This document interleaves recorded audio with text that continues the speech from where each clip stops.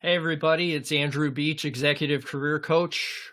I help professionals like you communicate their value to find great opportunities faster. Today, we have a special treat. I'm going to honor my kids are out of school as of today. So it's nice. Go ahead and let me know where you're joining from. We're going to do a special training for those people that are looking to improve how they communicate their value. We're going to go through and teach you how to write a personal branding statement, a personal identity statement, however you want to call it. If you don't like the word brand, I understand. You can use whatever terminology you want. It's just a way to describe yourself to other people. Let me know if you can hear me okay. I can sometimes not, I don't know if you can hear me or not. So that would be really helpful to me if you could do that, just so I know that you're out there. And let me know where you're joining from. That would be nice to know. I'm also going to put a link in the chat if you want to join and get career coaching today. Then I would be happy to assist you. But we'll be doing some teaching, and then we'll jump into Q&A. And then if you want to come on live, we can do that. Use the hashtag. Good, excellent. Thank you, Chelsea, for signaling that you can hear me fine in the chat. Appreciate that. But today I'm really here to just teach and give you some free education, things that I typically only provide most of the time. Hi, Alicia. Alicia? Hopefully I said that right. Karar, good to see you. Zoriana, Chelsea, hi, good. Welcome to Career Happy Hour. Every Friday, 3 p.m. Pacific time, I come here live. I provide a link. If you want to come on and be part of the discussion, we can have a discussion. Absolutely. So if you want to use the hashtag Career Happy Hour, hashtag Career Happy Hour, and ask me any questions you want. This is free coaching for you. So I'm happy to answer your questions. Good. I got it right. That's so awesome. Okay, so really this is in honor of all those folks that have graduated. I know plenty of people who have graduated this year but didn't get the pleasure of walking in any kind of ceremony, receiving their diploma, or even experiencing that because of the global pandemic and everything that's been going on. I suppose all they get is their diploma mailed to them. And that's not very exciting, especially after all the hard work that goes into making that a reality. So that's the first thing I'd like to demonstrate. Hey, Terry, good to see you. NYC, children are done with school. Excellent, good. Yeah, so you know what I'm talking about. My kids are out of school. They haven't graduated yet. One of them did. My stepdaughter graduated, I think, 2012, something like that, a few years back, 2014, 2016, something. Hard to remember. You know what happens when you get old. You forget these things. But good. So we're going to work through an actual exercise here today, probably less than 15 minutes. You should have the outline for a branding statement. And so positioning statement, positioning statement, identity statement, whatever you want to call it. It's just a way for you to describe yourself in less than 2 minutes. So I think that's valuable. Free teaching. I like free teaching. And so I think some of you might find value in that. So if you have a way to write, if you have a way to type, then we can do that today. So good to have you all here. Hey, I can put my name on the bottom. How about that? Good. So we will have some hands-on coaching, some live support later on. If that's something you want to take advantage of, please, by all means, let me know in the chat or just click on the link in the chat later on today. Please, any questions you use the hashtag Career Happy Hour. What that's going to allow me to do is actually find some of your questions later on, and I'll be able to answer those. So I can do searches to find that hashtag and answer your questions. So that said, let's go ahead and get into our presentation for today. So I'm going to share my screen. You're going to see me disappear. But don't worry, I'm still here. Hopefully I'm still here. So this is how to write a personal branding statement in less than 15 minutes. And if you have 15 minutes, it's now 3:04 p.m.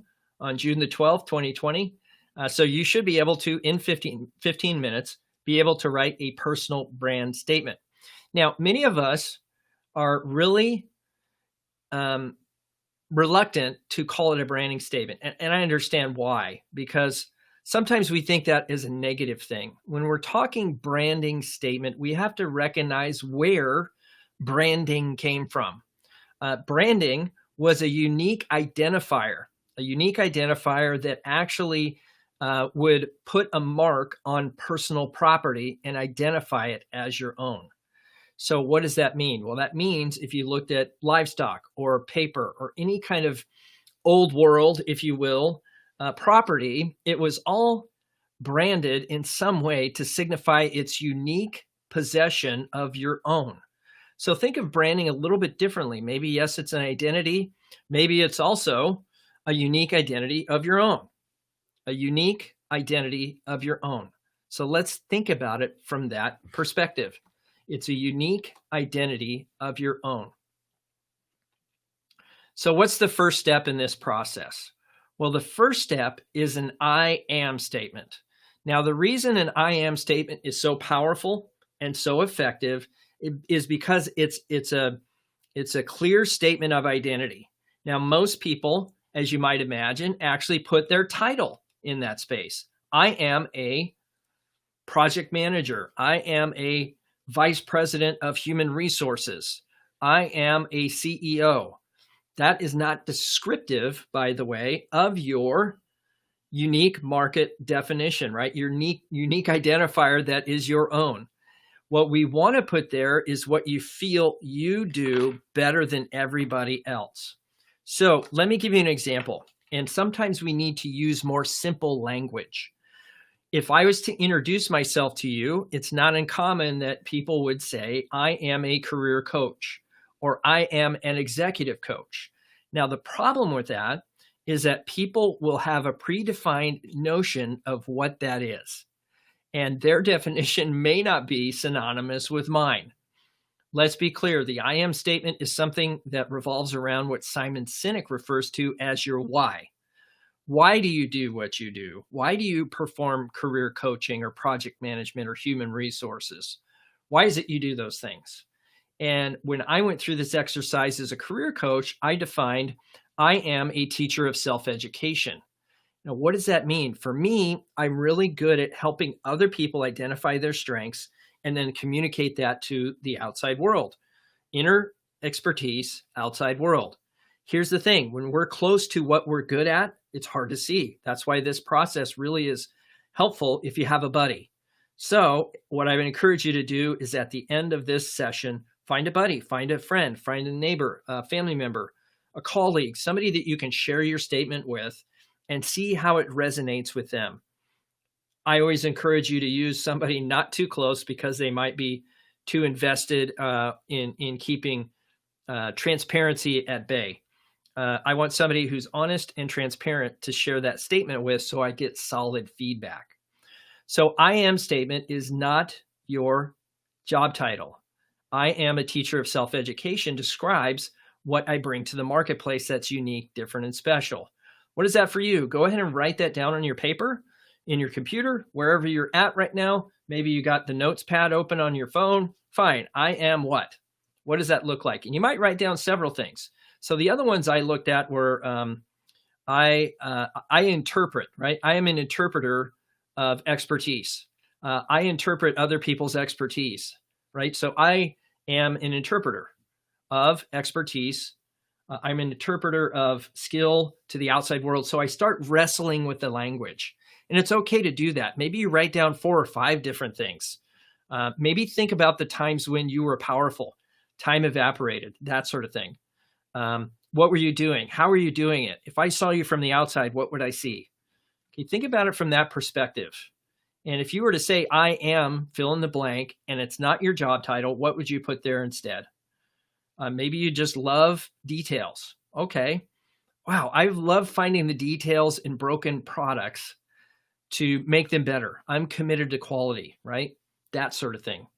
What is that for you? Write that down. Okay. We'll get to step 2 in a second. Don't worry about that part. Okay.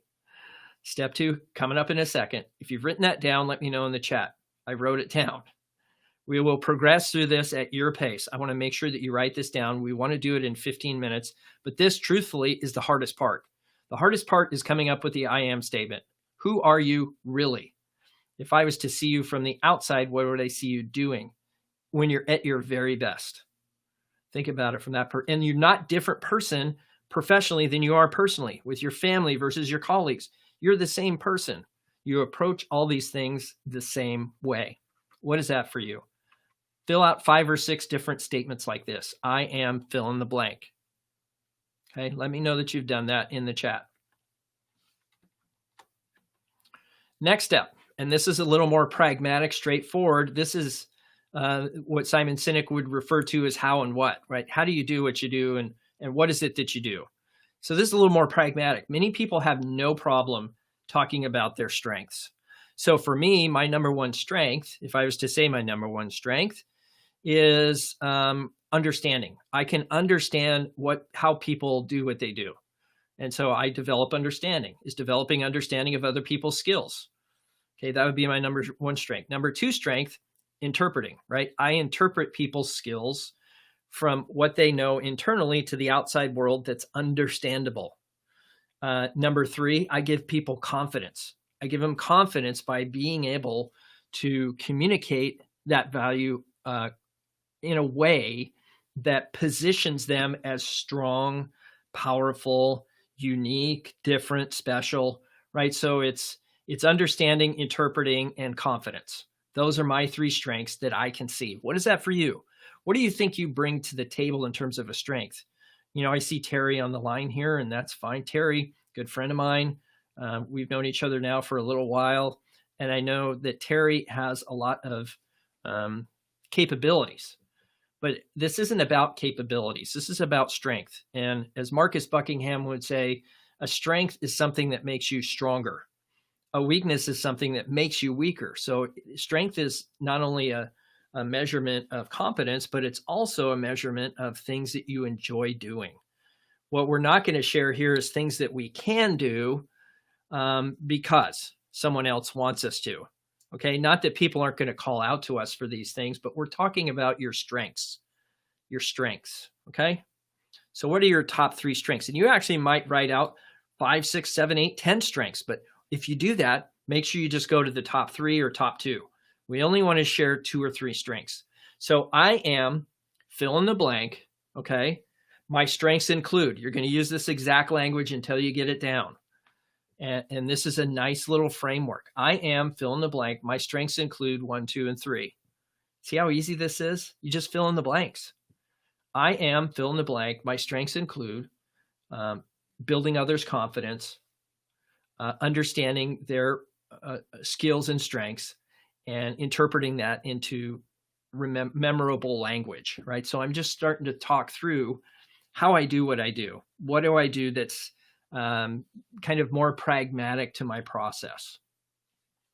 Okay, have you got your 3 strengths written down?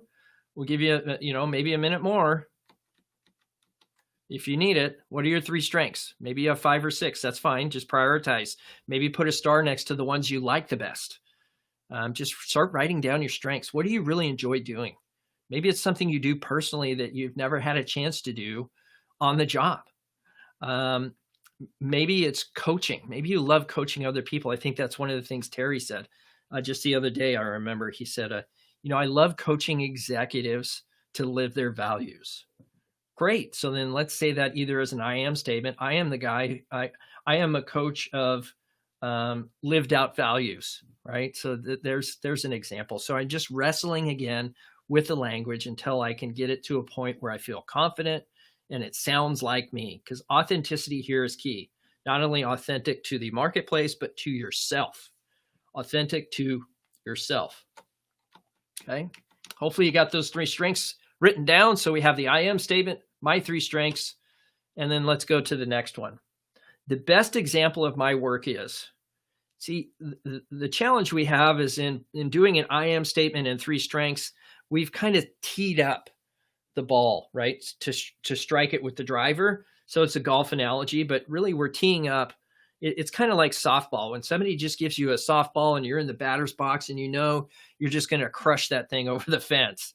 So the first 2 steps here, the I am statement and the 3 strengths, really set up this best example well.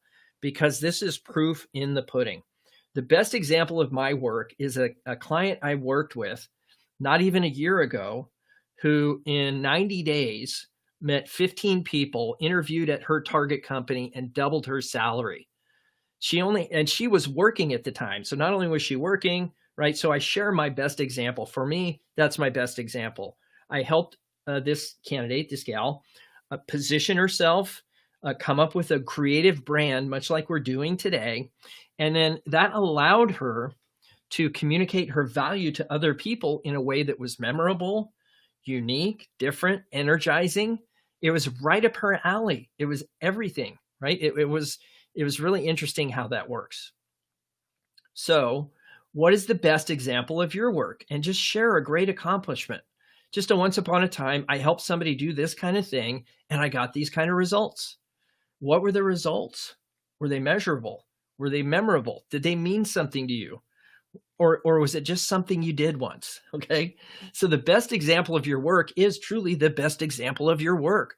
What is your crowning achievement? The thing you're most proud of? Maybe that's something personally, could be something professionally. We're not going to draw a line in those categories, but maybe this is a window to identifying what makes you unique. What is your crowning achievement? The thing you're most proud of, again, when time evaporated, where you were kind of in a flow, where you weren't hungry. And at the end, you were like, wow, I've been doing this for 10 hours. I didn't even have to take a potty break, maybe. What was that thing? What was the best example of your work? And just share that, maybe 20, 25 words. The best example of my work is when I worked with Jane Smith, and I helped her identify her brand, network with 15 people, and double her salary inside of 90 days. Because of the brand, she had the confidence to go to market. So there we go. That was my best example. What was that for you? Write that down. Take a minute, write that down as best you can. We're trying to do this in 15 minutes. I think I started at 4 after the hour, so I have just a couple more minutes.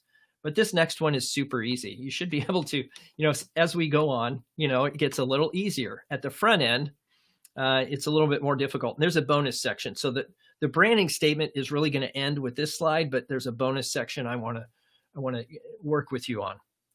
So I'm excited too. So I am fill in the blank. My strengths include these 3 things. The best example of my work is fill in that blank.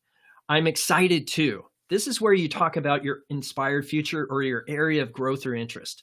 Now, this is a moving target because this can change. It might be you want to work for a startup and really from the ground up build a business. Maybe you want to get a promotion from director to a VP, right? Whatever that is, I'm excited to get to the executive ranks within XYZ company, within marketing, specifically in retail or design or whatever, HR, whatever your domain is. So this is really more geared around your objective. What is it you're trying to do in your career next? And this is whether you're working or not, by the way, folks. So whatever you're excited to do next, talk about that. Talk about that. So write that down. I'm excited to do blank. I'm excited to do blank. Where's your area of growth or interest? Some might call this a project. I know my good friend Scott Picard Jones was really into that. He said, hey, I always have a project I'm working on. Maybe that's a passion project. Maybe it's a vanity project. Whatever it is, it's a project, okay? It's a project. So that's what you're excited to do next. So that caps off the branding statement, but I'm going to give you the next step here, which is kind of a more advanced feature. It's step number 5. It's the tell me more. Tell me more. It's an open-ended question. Tell me more about your career. Tell me more about positions in finance. Tell me more about what the ideal candidate looks like. Here's the thing. This statement that I just gave you is exactly the statement you need to answer that question. Tell me about yourself at the interview. Tell me you wouldn't knock it out of the park if you use this 5-part system, right? This 5-part branding, positioning, identity statement. It would be, absolutely, okay? And here's the thing. Tell me more is a great opportunity for you to be selfish, to get somebody else to speak about the area of interest you have without you talking about it, So here's the thing. If I want to know about leadership at, say, Nike, hey, tell me more about the coaching and leadership programs that Nike currently has in play. I think that's a great question. This is an opportunity for you to shift to me, from me to them, from me to us, right? To a discussion, to a dialogue. The whole point of this program, right? The whole point of an identity branding statement is to get a dialogue going. So whether that's an interview, a networking scenario, our objective here is to get a dialogue, to gather information, get advice, and seek connection to either other people or the next interview. Okay, so that is the whole point of this process. So just to sum it up, I am fill in the blank. My strengths include, list your 3 strengths. The best example of my work is, okay, I'm excited to X, fill in the blank. Tell me more, open-ended question. 5 parts, super easy to do, I think.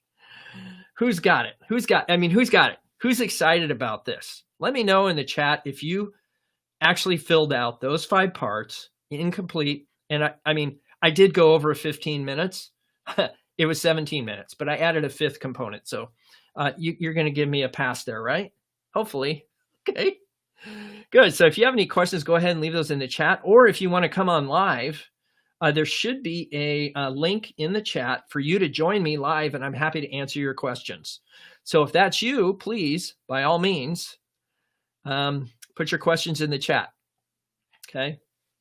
So hopefully you took some notes. We did a workshop here really quickly on creating a branding statement. If that's you, let me know in the chat that you completed that statement. Maybe even come back. This is all broadcast to LinkedIn, Periscope, Facebook in my group, and on YouTube. So if you want to go back and listen to this, by all means, you can go back and listen to this. 5 parts, super easy. Okay. Let me know if you completed that entire branding statement. Okay. Let me know in the chat. Again, it's Career Happy Hour. If you're new to this, I'm here to provide you free career coaching. Anybody who wants to come on live can do so. I will put the link in the chat for you to join. If you want that, go ahead and click on the link. You'll show up in the system here. Let me go over to LinkedIn and put that back in. Hopefully this will work. Good deal. Let's get back to the video here. I have to close out LinkedIn because broadcasting it on both channels makes it quite problematic. But if you have any questions or you want to come on live, by all means, go right ahead. Click on the link. Okay. There we go. So the link is in the chat on all our channels, at least most of our channels. So if you want to come on live, let's go ahead and do that. Please let me know in the chat that you want to come on live. Did you get through most of the thing here? Very nice. Oh, thank you, Terry. Appreciate that. If you want to come on live, go ahead and do so. Yeah, I'm glad you found it helpful, Chelsea. Lucas, what do you got going on, my friend? Good to see you. Good to see you. Oh, we got Terry in the chat. Let me get my headphones because I want to be able to hear my friend Terry. He's always so eager to come on live. So let's see if we can get Terry here on the line. Hey, Terry, are you there? Yes, sir. Hey, what's going on? Not much. How are you? I'm hanging in there. It's Friday. It's Career Happy Hour. You know what I mean? Yep. And I'm coming to you live from the basement lounge. Not in the lodge anymore. Okay, good. No, what's on your mind?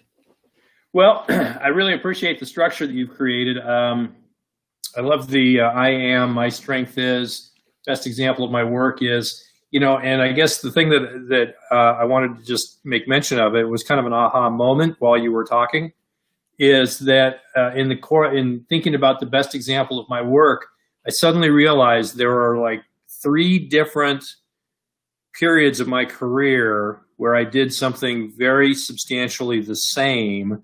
It was a big impact on a lot of people. It was a good impact, so say that. But it had to do with relocation, with moving groups, moving a company from one place to another, which I came to realize in this conversation that I've done 3 different times, and I've had a key role in each of those 3 moves. And I just, until this moment, until you laid the structure out, I'd never really put that together. And so if for no other reason than that, this was incredibly valuable because it gives me a different look at some of the work I've done over the years, and I've found a theme. In 17 minutes. In 17 minutes. That's That's awesome. remarkable, my friend. Yes. Well, I mean, I've done this a few times. Well, So- it shows. Good. Well, awesome. So, so do you want to take some time to let people know who you are and maybe fill in, maybe even share what you wrote down? Maybe that would be helpful. Sure. So, yeah. And some of this goes back to some of the work that I've done with, the StrengthsFinder program over the years. I've facilitated StrengthsFinder for many years, and so know it fairly well. But what using the Cynic model of I am a change agent. I'm a people leader. I'm a facilitator. I'm a relator.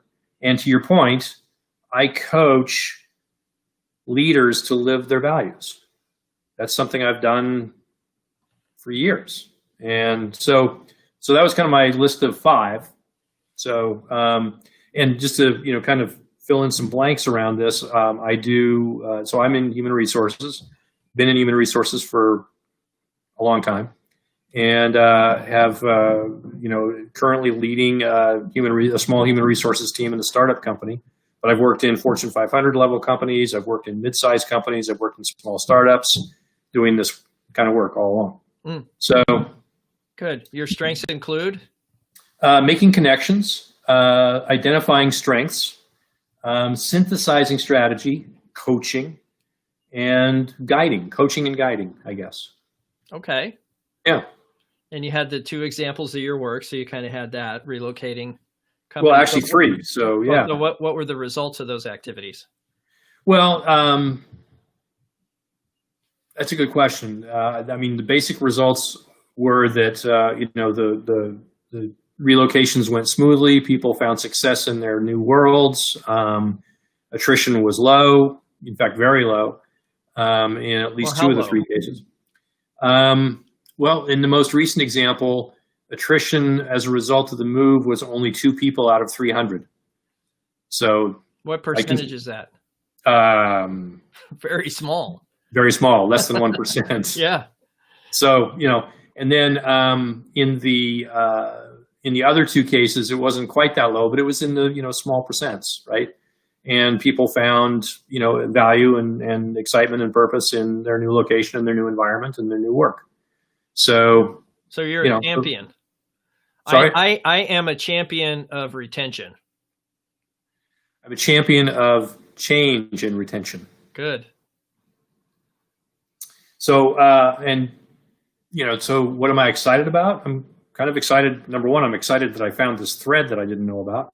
But number 2, I'm excited about, continuing to find ways to help people find those meanings in their work, and to kind of going back to some things that you and I have talked about before, to be excited about and appreciative of and a promoter of the place they work in.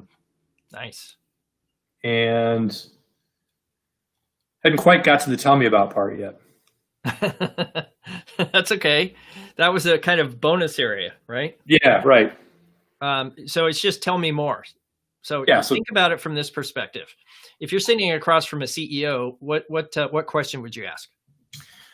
Okay, so tell me more, Mr. or Ms. CEO, about how people relate to the work they do here. Are they is your staff, are your people net promoters of this organization? And why? And if not, why not? Okay. And how can we, working together, help change that to thumbs up instead of thumbs to the side or thumbs down? Right. Good. So that's not bad I've only been on here for half an hour. For you to have that kind of draft is awesome. Oh, thanks. Good job. Thank you. Yeah, no, that was that was incredibly helpful, real epiphany. Good. Well, I mean, it seems like you're the only one that has enough courage to come on this session. So maybe you'll just be a regular guest here, Terry.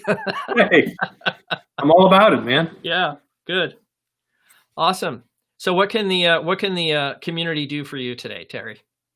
Or what can you do for the community? Both sides. Yeah, as far as I'll start with what I can do for the community. I'm happy to be a sounding board for any of this kind of stuff as well. One of the things I've enjoyed about some of the other sessions that we have gotten into is that I've had a chance to meet with most of the people now who are in those other groups and starting to learn a little bit about them and so forth, and that's been really good. And I really appreciate the opportunity to just get to know new people. And if there are things that I can do, I mean, one of the things that I see as kind of an advantage for me relative to the people in this group or on other groups is, I have the experience of sitting on the other side of the table, and being that HR leader, recruiter, interviewer, assessor of talent, if you will, that person that makes connections. I get a real jolt when I realize that I'm sitting across from somebody who I know is going to be a great fit for my organization. I love that, and that, that's really motivating for me. So being the person that can kind of help make those connections, I can add some value maybe in terms of when people are thinking about when they're going into that process, how they can prepare for it. Right. Well, so something I always wonder, Terry, is in terms of the talent acquisition function. Yeah. I think most of us as candidates, when we're on the outside looking in, we think that the talent acquisition holds all the power. We sometimes think that, man, these people have never been on this side of the table, that kind of thing.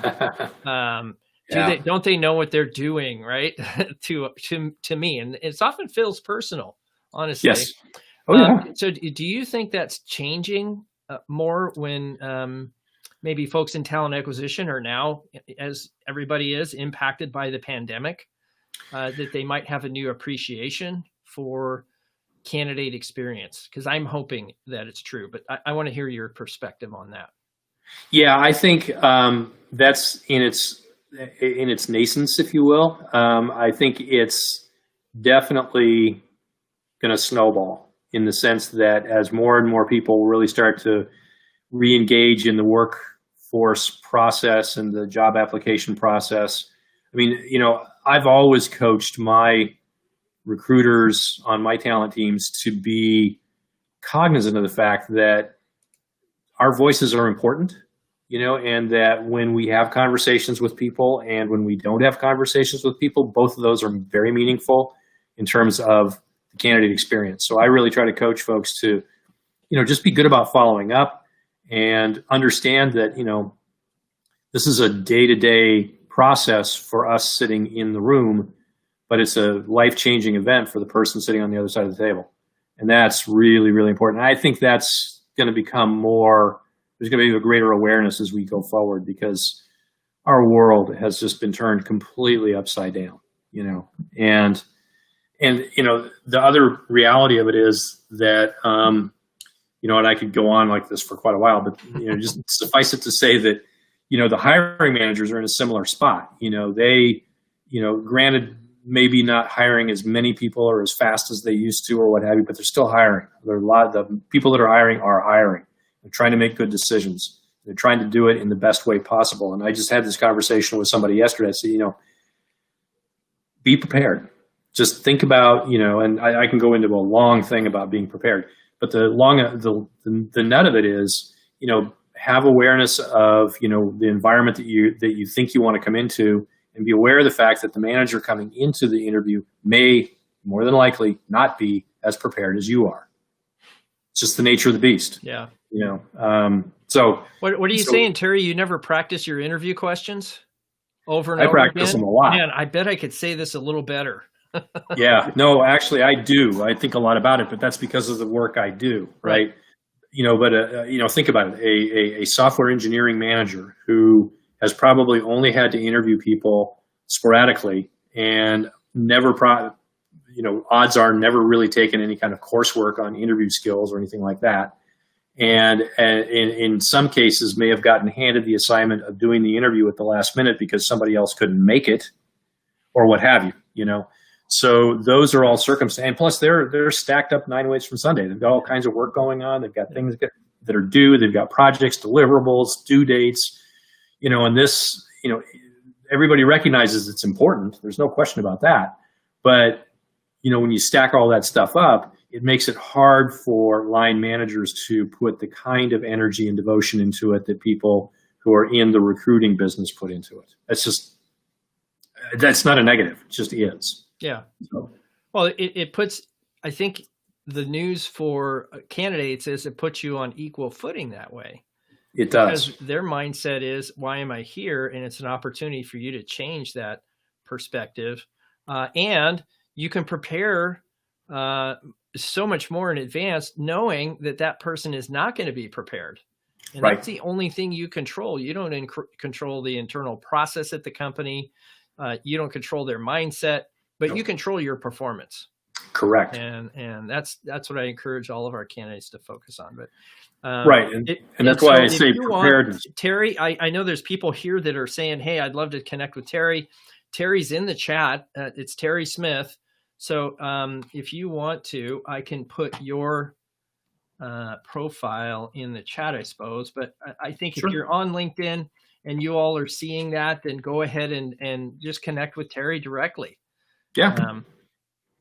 Yeah, please do. And if you have any questions for me or for Terry, since he's on, he seems to be the only one interested in having the courage of coming on here. But this invitation is open to everybody. If you want to come on, you can even come on with both Terry and me. So if you want to ask Terry a question, I think we can have up to 4 people on this. So we could make it fun. Yeah, by all means. Yeah, come on down. Yes, good. Well, I'm glad you found this process helpful to you, Terry. This was something I just put together because I wanted to give back to a lot of the graduates that I think came out of school this year that, just unfortunately did not have the opportunity to walk in their graduation or go through that kind of experience. So, but I'm not even sure if there's any graduates on this stream, but so let me get the link over here to the chat again, because I shut down LinkedIn when I'm live on this thing because it just creates so many more issues. But that's a separate discussion altogether. If you have a question for me or for Terry, go ahead and put that in the chat, or if you want to come on live and get some input from both of us, then you can go ahead and do that. Let's see. Looks like Derek is here. Derek, if you want to come on, I just put the link in the chat. Chelsea, it looks like Chelsea's here. The link again is in the chat. Looks like people are hitting us up for other opportunities here too, Terry. Somebody trying to sell me something. Oh, great. Anyway, I can't see the chat. Is there something I need to do? No, the chat would be over on LinkedIn.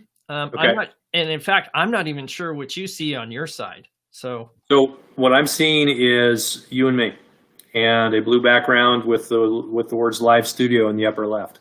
Okay, good. So you're just seeing the screen itself. Yeah. So there's nothing on the right-hand side that says chat or anything? There is what appears to be a little like a talking balloon, but when I hit it, it's called Restream, and it says, "Hi there, thank you." Yeah, it's their support. Yeah, good. That's all I got.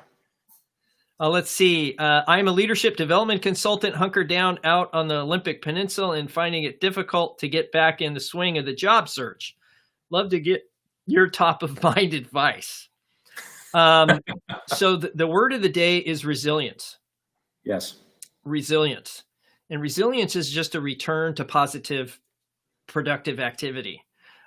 So if we were to look at anybody's situation, I've always, so all the conversations I've had with people is, especially in coaching, Terry, is just the fact that it's always leading back to networking.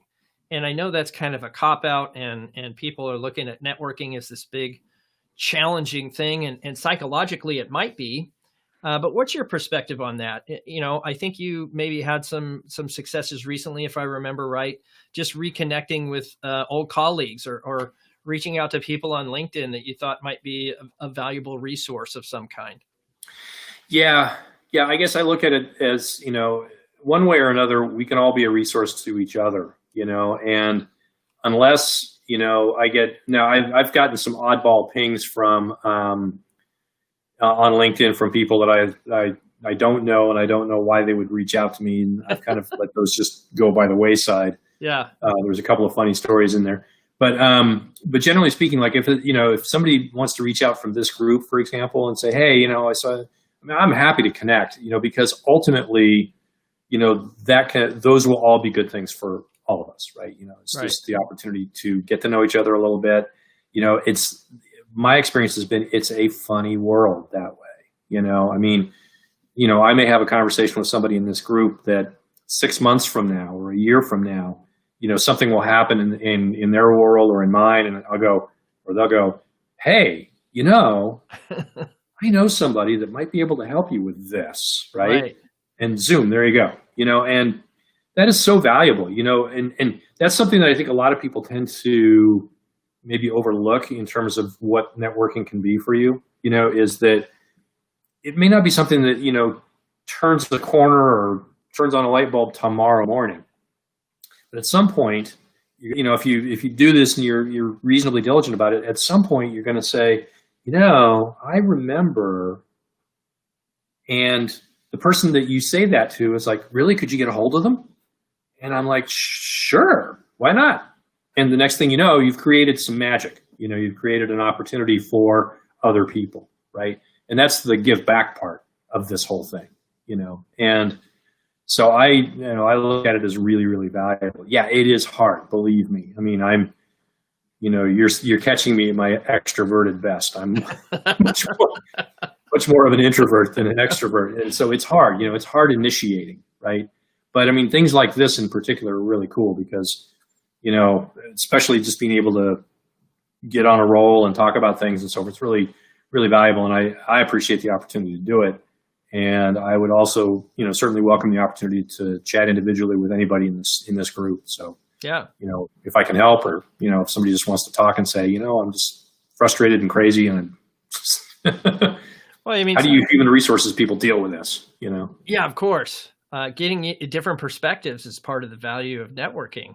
Yeah. And being a person of contribution first always leads to building a reputation as a resource.